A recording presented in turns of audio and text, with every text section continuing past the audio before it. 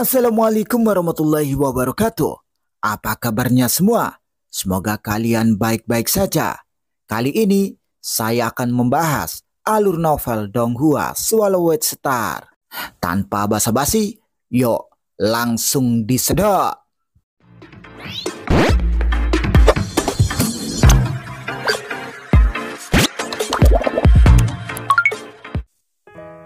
Melanjutkan dari cerita sebelumnya, Luo Feng dan tamu gunung yang duduk berkeliling seperti seberkas cahaya, dan yang mereka butuhkan hanyalah pandangan sekilas tentang segala sesuatu di sekitar mereka. Semua yang mereka pindai akan diingat dengan baik, dan tentu saja kecepatan mereka akan sangat cepat. Seluruh pulau sangat sepi. Ini sangat berbeda dari tempat lain di kedalaman jurang. Tidak ada satu tanaman pun yang berharga di pulau ini. Hanya istana tanpa akhir, pikir Luo Feng. Tiba-tiba di depannya tamu gunung yang duduk mengambil langkah lebar dan siu. Dia tiba jauh di dalam aula istana ketiga. Luo Feng, kemarilah. Suara tamu gunung yang duduk tampak sedikit gelisah. Luo Feng berakselerasi dan dalam sekejap dia telah tiba di dalam istana. Di istana besar itu ada beberapa patung yang dihias dengan indah. Di halaman yang sama ada juga dinding batu raksasa yang dimaksudkan untuk dekorasi. Tingginya sekitar 1000 meter dan lebar 2000 meter. Keseluruhannya memancarkan aura yang sangat kuat. Ini apa? Kata Luo Feng. Dia tahu dengan jelas pada pandangan pertama bahwa dinding batu ini berisi diagram pahatan rahasia yang tak terhitung jumlahnya. Mereka sangat kecil dan seperti tertanam di dinding batu. Tiba-tiba aura dibebankan pada kesadaran Luo Feng. Dinding batu di depan mereka telah mengalami perubahan total. Sekarang sepertinya berisi dunia lain yang dipenuhi dengan jiwa yang tak terhitung jumlahnya, seperti bentuk kehidupan dari ras batu, ras metal, atau bahkan daging dan golongan darah. Miliaran bentuk kehidupan berlutut ke arah tertentu, menyembah saat mereka mengucapkan ucapan yang sama berbarengan. Iblis terbelah! Iblis terbelah! Suara yang terputus-putus itu seperti tsunami. Luo Feng, bangun! Dampak dari kekuatan dewa yang kuat menyebabkan Luo Feng terbangun dengan shock. Guru! Luo Feng menoleh untuk melihat gurunya. Merasa sangat terkejut. Itu sangat menakutkan. Kamu cukup berani, kata tamu gunung yang duduk. Saat Anda tiba, Anda langsung melihat ke dinding batu yang dipenuhi dengan diagram pahatan rahasia itu. Pahatan di dinding batu ini adalah peninggalan dari kehidupan kuno. Itu sangat luar biasa di luar imajinasi. Bahkan saya hanya mampu untuk memahami sedikit tentang itu. Tamu gunung yang duduk menunjuk ke suatu tempat yang jauh ke satu sisi dan berkata, saya pikir Anda harus melihat sisi ini dulu. Luo Feng melihat ke arah yang ditunjuk gurunya. Ada tembok di halaman. Di dinding ada beberapa kata. Artinya terlihat jelas hanya dengan satu tampilan. Ini adalah kata-kata terakhir yang ditinggalkan oleh makhluk agung yang sama dari sebelumnya. Orang yang sama yang telah meninggalkan kata-kata gila yang membawa emosi yang begitu kuat. Saya akhirnya mencapai terobosan, tetapi kematian akan segera menimpaku. Betapa enggannya saya, betapa menyesalnya saya. Tapi sudah terlambat, semuanya sudah terlambat. Satu demi satu, mereka semua mati. Aku mencapai tingkat pencapaian yang lebih tinggi dan memahami teknik terhebatku. Tapi tetap saja, aku terlambat. Diagram pahatan rahasia ini mewakili pengetahuan yang hilang selama puncak tertinggiku. Puncak tertinggi. Meskipun singkat, kata-kata ini sepertinya menyampaikan pikiran yang terdengar lebih sedih daripada marah. Melihat pesan yang tertinggal di dinding batu, Luo Feng tiba-tiba menyadari bahwa diagram ukiran rahasia yang luar biasa yang tampaknya tertanam di dinding sebenarnya mewakili puncak tertinggi makhluk agung itu. Ini bukan pertama kalinya saya menemukan seperti itu, kata tamu gunung yang duduk. Di 3 negeri paling berbahaya, beberapa kawasan inti memiliki monumen yang ditinggalkan oleh makhluk super dari era reinkarnasi yang tak terhitung jumlahnya di masa lalu. Jumlah monumen yang telah saya temui sejauh ini, termasuk kali ini, adalah 9. Beberapa di antaranya sangat berguna, sementara yang lainnya sama sekali tidak berguna. Mendengar itu, Luo Feng mengangguk. Makhluk ini hanya ingin membuktikan dirinya sendiri. Tamu gunung yang duduk menggelengkan kepalanya. Dia tidak berniat mewariskan warisan apapun, karena jika dia ingin mewariskannya, bahkan jika tidak ada panduan terperinci, dia akan meninggalkan setidaknya selusin diagram ukiran rahasia dari bawah ke atas untuk generasi berikutnya untuk direnungkan dan dipelajari. Namun dia hanya meninggalkan serangkaian diagram ukiran rahasia yang sangat kuat. Bahkan saya merasa tidak mungkin untuk mengolahnya. Siapa lagi yang bisa mencapai kultivasi ini? Klan Mata Surgawi beruntung sebelumnya untuk menemukan set monumen warisan lengkap yang ditinggalkan oleh keberadaan kuno. Tamu gunung yang duduk menghela nafas. Kenapa aku tidak beruntung? Luo Feng, sudah aku bilang jangan melihat ke dinding batu. Kenapa kamu melihatnya lagi? Tamu gunung yang duduk tidak bisa menahan omelannya pada Luo Feng. Pada titik ini, tatapan Luo Feng terpaku pada dinding batu. Apa yang dia amati hanyalah salah satu sudut dinding, tidak seperti sebelumnya, di mana dia melihat seluruh diagram. Di sudut itu, yang mungkin hanya 1/10.000 dari seluruh diagram pahatan rahasia, dia bisa melihat diagram miniatur pahatan rahasia yang tak terhitung jumlahnya, yang dibangun mengelilingi satu sama lain. Sejauh itu menembus ke dinding batu, ada perasaan aneh, seolah-olah alam semesta adalah partikel fundamental, dan partikel fundamental berkumpul kembali untuk membangun jiwa. Diagram miniatur ukiran rahasia itu semuanya sangat indah. Luo Feng benar-benar terpesona dengan cara pembuatannya. Emas, kayu, air, api, tanah, angin, guntur, kilat, listrik, dan sinar cahaya, ruang dan waktu, fusion laut. Omong kosong apa? Tak satu pun dari ini adalah sesuatu yang sama sekali berbeda. Ini lebih ajaib dan lebih tak terduga. Luo Feng benar-benar tercengang. Tiba-tiba, Luo Feng, bangun! Tamu gunung yang duduk berteriak. Luo Feng menoleh untuk melihat gurunya. Guru, kali ini saya tidak terpengaruh olehnya. Saya berpikiran jernih dan terjaga. Kamu telah melihatnya selama lebih dari 3 hari. Tamu gunung yang duduk menggelengkan kepalanya karena ketidakberdayaan. Apakah saya akan berdiri di sini selama ini? Diagram ukiran rahasia ini mistis dan tidak dapat diprediksi, tetapi tidak sesuai dengan jalan hidupku. 3 hari? Luo Feng terkejut. Seluruh pikiran dan tubuhnya telah tenggelam begitu lama. Waktu benar-benar berlalu dengan cepat. Guru, diagram ukiran rahasia ini sangat mendalam. Saya pikir bahkan jika saya memiliki miliaran tahun, saya masih tidak dapat memahaminya secara menyeluruh. Namun dari strukturnya yang paling mendasar, saya menyadari aliran diagram dari rahasia ukiran ini seperti cermin hidupku, menunjukkan kepadaku bahwa pencapaianku dalam studi diagram ukiran rahasia telah terlalu lama stagnan di batas kesatria alam semesta. Saya merasa ini adalah kesempatanku untuk terobosan. Tamu gunung yang duduk tertawa. Hahaha, ya ini mungkin tidak berguna bagiku, tetapi mempelajari diagram ini telah menjadi bagian dari Anda selama beberapa waktu.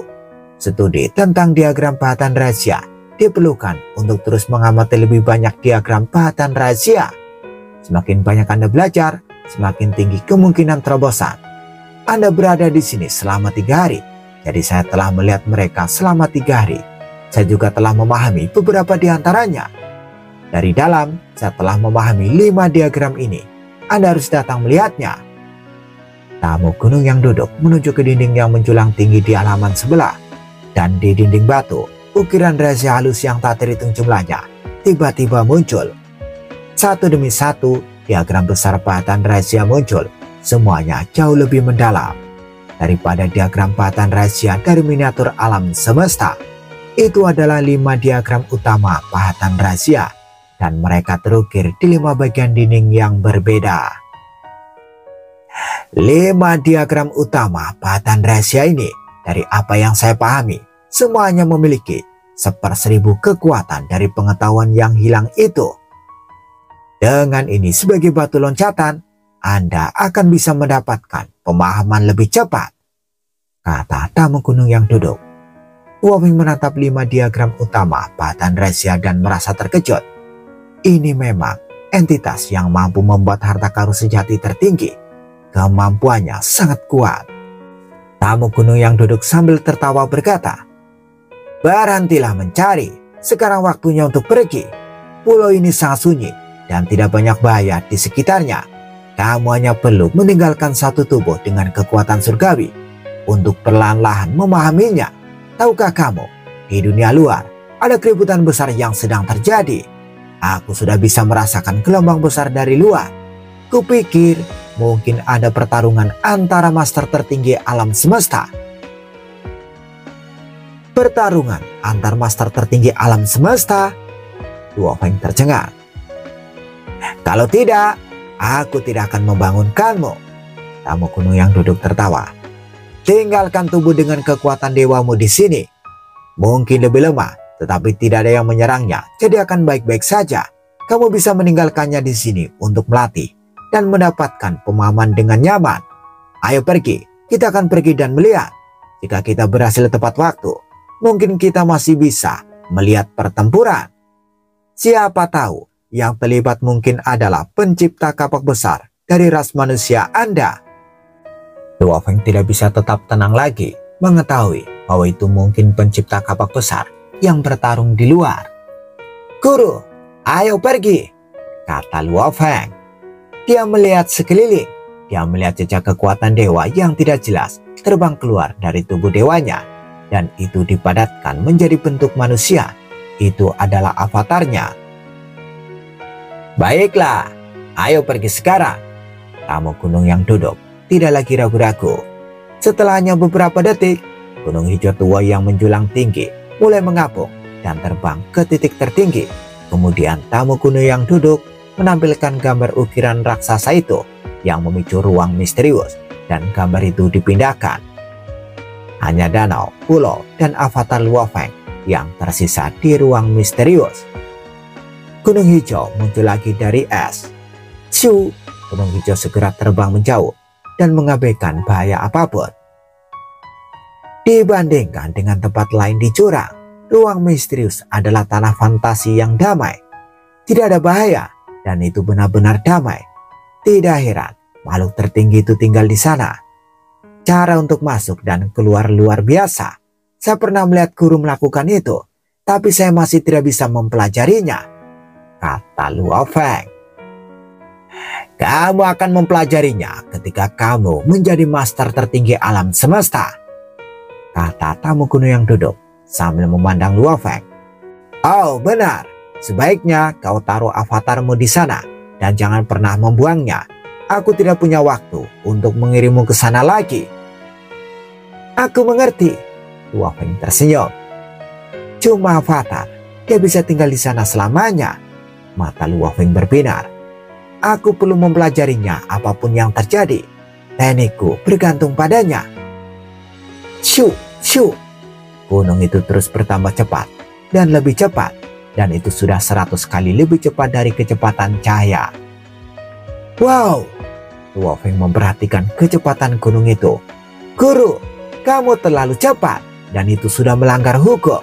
Beberapa master tertinggi alam semesta mungkin memperhatikannya." Tamu gunung yang duduk sedang duduk di sana dan menuangkan anggur untuk dirinya sendiri. "Apalagi yang harus kita lakukan? Apakah harus terbang ke sana perlahan? Pertarungan akan selesai sebelum kita tiba." Tapi Wofeng tidak punya jawaban. "Tidak masalah jika kami ditemukan," kata tamu gunung yang duduk sambil mengambil cangkir anggur. "Ayo, anggur ini luar biasa. Itu diberikan oleh seorang teman dari era alam semesta kedua setelah aku membuatkan harta karun sejati untuk mereka. Cobalah." Wofeng tertawa. "Anggur itu dibuat setelah Anda memberinya harta sejati ya? Saya perlu mencobanya." kata Luo Feng sambil berjalan. Gunung hijau melaju hingga 1000 kali lebih cepat dari kecepatan cahaya, 10.000 kali lebih cepat dari kecepatan cahaya, 100.000 kali lebih cepat dari kecepatan cahaya. Luo Feng hanya menyesap 2 kali anggurnya. Kami sudah tiba. Tamu gunung yang duduk berdiri. Dia melambaikan tangan kanannya dan di sekelilingnya menjadi transparan. Gunung itu tidak menghalangi apapun. Luo Feng melihat keluar dan dia bisa melihat cahaya di luar. Angin sudah pergi dan lahar berhenti. Di depan ada pertarungan antara master tertinggi alam semesta. Energi yang dibawa perahu semesta tampaknya lemah. Riak itu membuat Luo Feng gemetar. Aku hanya bisa merasakan getaran setelah tiba di sini. Namun guru merasakannya di ruang misterius itu. Luo Feng sekarang tahu betapa lemahnya dia dibandingkan dengan master tertinggi alam semesta. Dia ingin mencari tahu apakah pencipta kapak besar ada di sana atau tidak. Tamu kuno yang duduk terkejut. Satu sisi memiliki master sejati ketiga dan master sejati keenam dari klan mata surgawi. Dan di sisi lain itu Brilliant Gold. Brilliant Gold. Luo Feng pernah mendengar tentang dia sebelumnya. Dia adalah makhluk hebat dari salah satu 7 ras puncak di era alam semesta kedua. Dari klan Gerhana Mimpi, dia memiliki 13 lengan dan dia memiliki 13 tubuh. Klan Gerhana Mimpi hanya memiliki 1 master tertinggi alam semesta. Ini Brilliant Gold. Luo Feng lega. Bagus, ini bukan kapak besar. Luo Feng memandang mereka. Di kejauhan, ruang dan waktu berputar dan meteor yang tak terhitung jumlahnya terbang melintasi langit. Di tengahnya ada binatang aneh raksasa yang tampak seperti gurita. Itu memiliki 13 antena. Binatang aneh itu tampaknya terbuat dari senjata. 13 antena memusnahkan segalanya. Meteor yang tak terhitung jumlahnya menghantam binatang aneh itu. Dan 13 antena itu menghantam semua meteor. Ada 2 berkas cahaya, panjangnya 1 juta kilometer. Dan 2 berkas sinar itu menusuk makhluk aneh itu berkali-kali. Dewa Iblis Brilliant Gold melawan master sejati ketiga dan master sejati keenam. Gumam Luo Feng. Mereka semua adalah makhluk terkenal dengan harta karun sejati yang terkenal. Guru, Dewa Iblis Brilliant Gold tidak menggunakan harta karun sejati tertinggi, namun dia mampu melawan master sejati ketiga dan keenam, kata Luo Feng. Tidak, tamu kuno yang duduk menggelengkan kepalanya dan tersenyum. Pertama-tama, Brilliant Gold sepertinya hanya menampilkan binatang Brilliant Gold. Namun ada harta sejati tipe istana tertinggi di tubuhnya, sehingga mampu melawan dengan mudah. Dan juga master sejati ketiga dan master sejati keenam tidak menggunakan semua kekuatan mereka. Master sejati ketiga hanya menggunakan harta sejati tipe domain. Master sejati keenam adalah orang yang melakukan serangan. Selain itu, kamu harus tahu bahwa master sejati ketiga memiliki 2 harta sejati tertinggi. Luo Feng mengangguk. Mereka berdua tahu bahwa Dewa Iblis Brilliant Gold memiliki harta karun sejati tipe istana. Jadi mereka tahu bahwa mereka tidak akan bisa melukainya apapun yang mereka lakukan. Itulah sebabnya mereka tidak menggunakan semua kekuatan mereka. Tamu kuno yang duduk menjelaskan. Brilliant Gold hanya tidak ingin dipukul seperti itu. Jadi dia menggunakan binatang Brilliant Gold untuk melawannya. Yang aneh adalah kedua master sejati itu tahu mereka tidak bisa membunuh Brilliant Gold. Kenapa mereka belum menyerah? Mereka mungkin akan mengirimkan suara mereka. Coba saya lihat. Segera cahaya hitam buram meresap dari gunung hijau dan menghantam medan perang. Tamu gunung yang duduk, apakah kamu mencoba mengganggu? Kata suara marah. Apakah kamu akan bergabung? Tamu gunung yang duduk, kata suara lain. Master sejati keenam, saya hanya ingin tahu, kata tamu gunung yang duduk. Mengapa Anda menyerang Brilliant Gold ketika Anda tahu bahwa Brilliant Gold memiliki harta karun sejati tipe istana? Mengapa Anda tidak menyerah? Tamu gunung yang duduk tertawa. Aku tidak akan bergabung karena aku tidak suka bertaruh. kamu masih belum menjawab pertanyaanku. Brilliant Gold ini memiliki armor pemusnah dewa dan sayap perak. Bagaimana kita bisa membiarkan dia pergi jika dia tidak menyerahkan barang-barang berharga itu? Itu benar, kita tidak bisa membunuhnya, tapi dua master sejati dari klan mata surgawi sedang dalam perjalanan. Bahkan jika dia memiliki harta sejati tipe istana tertinggi, kata master sejati keenam. Mata hijau, bintang, kata suara tinggi. Kalian ini tidak masuk akal. Armor pemusnah dewa dan sayap perak ada di jurang, dan aku bilang aku memilikinya karena kalian menggangguku, karena menghalangi jalanku dan menanyakanku pertanyaan tanpa sopan santun. Namun sebenarnya aku tidak punya armor pemusnah dewa, dan aku juga tidak memiliki sayap perak. Apalagi yang bisa aku lakukan untuk membuatmu percaya? Apakah menurutmu kami akan percaya padamu? Teriak master sejati keenam. Hanya karena aku di sini, jadi kau anggap aku punya harta karun sejati itu. Tamu kuno yang duduk juga ada di sana. Mungkin dia memilikinya, kata suara tinggi itu. Apakah Anda benar-benar yakin saya memilikinya? Tanya tamu kuno yang duduk. Tamu gunung yang duduk, Anda adalah master terbaik untuk menjadi master sejati bahkan di samudera semesta. Mengapa Anda membutuhkan sayap perak dan armor pemusnah dewa itu? Anda bisa membuatnya sendiri. Suara master sejati ketiga terdengar santai. Lagi pula, kau adalah seorang master tertinggi tunggal. Kenapa kau menginginkan ini? Sebaliknya, Brilliant Gold membawa seluruh ras dan sangat mungkin dia melakukannya. Tamu kuno yang duduk hanya tersenyum. Namun, Dewa Iblis Brilliant Gold sangat marah. Sudah aku bilang, aku tidak punya. Tapi kalian berdua tidak percaya padaku. Suara itu semakin tinggi. Aku tidak akan mencoba membujukmu jika kamu tidak melakukannya. Apa kamu benar-benar mengira aku takut padamu? Apa kamu benar-benar mengira aku akan takut pada klan mata surgawi? Datang saja dan segelaku. Hahaha. Hanya saja semua orang tahu betapa mengesankannya ketika ketujuh master sejati bekerja sama satu sama lain. Dan saya yakin Anda memiliki keterampilan untuk menyegelku. Namun Anda hanya bisa menyegelku sampai akhir era alam semesta ini. Setelah era ini, kalian semua akan mati. Namun, aku akan terlahir kembali dengan selamat. Adapun rasku, mereka semua akan tinggal di dalam semesta kecilku. Dan mereka semua akan aman, kata Dewa Iblis Brilliant Gold dengan gila. Tidak peduli bagaimana kau mencoba melarikan diri, kata master sejati keenam dengan dingin. Tiba-tiba, semua bintang mulai menabrak binatang Brilliant Gold dengan dua cahaya hijau. Dewa Iblis Brilliant Gold perlu mencoba yang terbaik untuk keluar dari jurang maut. Mereka terus berkelahi.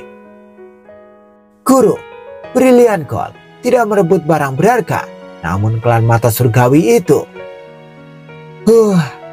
Tamu kuno yang duduk mendengus. Apakah menurutmu klan mata surgawi datang ke sini untuk mendapatkan harta karun sejati? Itu bahkan bukan harta karun sejati tertinggi. Apa menurutmu itu sangat berarti bagi klan? Mereka hanya menggunakan barang berharga sebagai alasan untuk tidak membiarkan Brilliant Gold kabur. Dan tujuan sebenarnya mereka adalah melawan Brilliant Gold untuk menunjukkan keagungan mereka. Sebuah frase muncul di benak Luo Feng. Seperti membunuh ayam untuk menakut-nakuti monyet. Orang-orang dari era alam semesta pertama sedang menghadapi kematian tertinggi. Apa kau benar-benar mengira klan mata surgawi akan membiarkan diri mereka mati seperti itu? Mengingat kekuatan mereka, mereka pasti akan berjuang. Dan ini baru permulaan, kata tamu kuno yang duduk. Luo Feng terus berpikir. Apakah kita akan menunggu di sini, guru? Luo Feng ragu-ragu. Mereka mungkin akan bertarung untuk waktu yang lama. Dua master sejati lainnya mungkin akan datang. Dan akan ada 4 master sejati. Tunggu, tentu saja kita harus menunggu. Bagaimana kita bisa melewatkan sesuatu seperti ini? Kata tamu kuno yang duduk. Mendengar itu, Luo Feng berhenti berbicara. Di tempat lain, di jurang ke-9, riak yang sangat kuat. Kapak raksasa yang menjulang tinggi itu bergerak maju dengan cepat. Pendiri kapak besar telah merasakan riak sejak lama, namun dia menghindar untuk ditemukan, yang mendekat dengan kecepatan 100 kali lebih cepat dari cahaya. Itu pasti master tertinggi alam semesta yang bertarung satu sama lain, gumam kapak besar. Meskipun dia tidak takut melawan mereka, dia tidak ingin berlari ke sana dengan sembarangan. Waktu berlalu, kedua master sejati mengelilingi Dewa Iblis Brilian Gold, sementara tamu kuno yang duduk berdiri di samping dan menyaksikan pertarungan. "Siapa di sana? Keluar!" Sebuah suara datang dari master sejati ketiga, Master Sejati Bintang. Suara itu bergemuruh dan menyebar kemana-mana, dan diteruskan ke tamu kuno yang duduk dan Luo Feng. Dia melihat keluar dan tersenyum. Makhluk agung lainnya telah datang. Menarik, sangat menarik. Kekuatan itu membuat bintang-bintang memantul dan kapak yang menjulang terbang masuk. "Master Sejati Bintang, kamu benar-benar mengesankan. Aku mendengar bahwa Master Sejati pertama adalah Master Sejati yang paling kuat di klan Mata Surgawi. Dan kamu adalah yang terkuat kedua dan terbaik dalam domain. Ini adalah pertama kalinya kita bertemu. Namun Anda bisa memperhatikan saya. Mengesankan, sungguh mengesankan." "Kapak besar!" teriak Master Sejati ke-6. "Kapak besar!" Suara Master Sejati ketiga terdengar dingin. "Senang kau datang." "Hahaha, kapak besar juga ada di sini." Dewa Iblis Brilian Gold menyeringai. Tamu kuno yang duduk juga tersenyum. "Menarik, sangat menarik. 5 master tertinggi alam semesta ada di sini, dan 4 lainnya tampak senang karena kapak besar ada di sini." Namun Luo Feng merasa cemas. "Mengapa pencipta kapak besar ada di sini? Apakah karena aku?" Kedua master sejati itu sangat kuat, dan mereka bertarung satu sama lain. Brilian Gold itu memiliki harta karun sejati tipe istana, dan pencipta kapak besar tidak akan mampu tahan lama. Luo Feng cukup khawatir karena kapak besar adalah pilar sejati dari umat manusia. "Hahaha, kapak besar!" Suara master sejati ketiga menjelajahi ruang dan waktu. 2 harta karun sejati jatuh di kedalaman jurang ke-9, dan hanya kalian manusia, kami dari klan Mata Surgawi dan Tanah Suci Bulan Ungu yang tahu tentang itu. Seharusnya aku menebak bahwa kamu, kapak besar, yang memiliki 2 barang berharga itu, tidak menemukanmu. Jadi kami pikir itu adalah Dewa Iblis Brilian Gold. "Aku tidak memilikinya," kata pencipta kapak besar. "Apakah menurutmu kami akan mempercayaimu?" kata Master Sejati ketiga. "Kamu, manusia dari alam semesta asli, berani melawan kami, klan Mata Surgawi. Kamu manusia layak mati karena merebut barang berharga, dan untuk Luo Feng yang telah membunuh 5 kekacauan." Mata kapak besar bersinar dengan dingin. "Pantas mati. Jika kamu mati, manusia dari alam semesta asli juga akan mati," kata Master Sejati ketiga dengan dingin. "Aku akan membunuhmu, dan kemudian kita akan melihat siapa yang berani melawan kita, klan Mata Surgawi, di masa depan."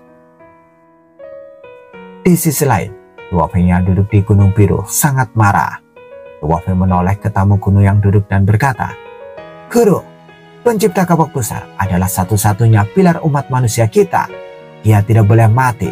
Tolong, Guru, bantu dia." Tamu kuno yang duduk menggelengkan kepalanya. "Aku hanya peduli padamu, adapun manusia itu bukan urusanku." "Lihat saja, tidak mungkin bagi master tertinggi alam semesta untuk mati," kata tamu kuno yang duduk. Kedua master sejati itu mengelilingi Dewa Iblis Brilian Gold, namun mereka ingin membunuh pencipta kapak besar. "Hahaha, kamu mencoba menyegilku sebelumnya, namun kamu ingin membunuh kapak besar. Hahaha." Suara Dewa Iblis Brilian Gold yang brilian dipenuhi dengan penghinaan.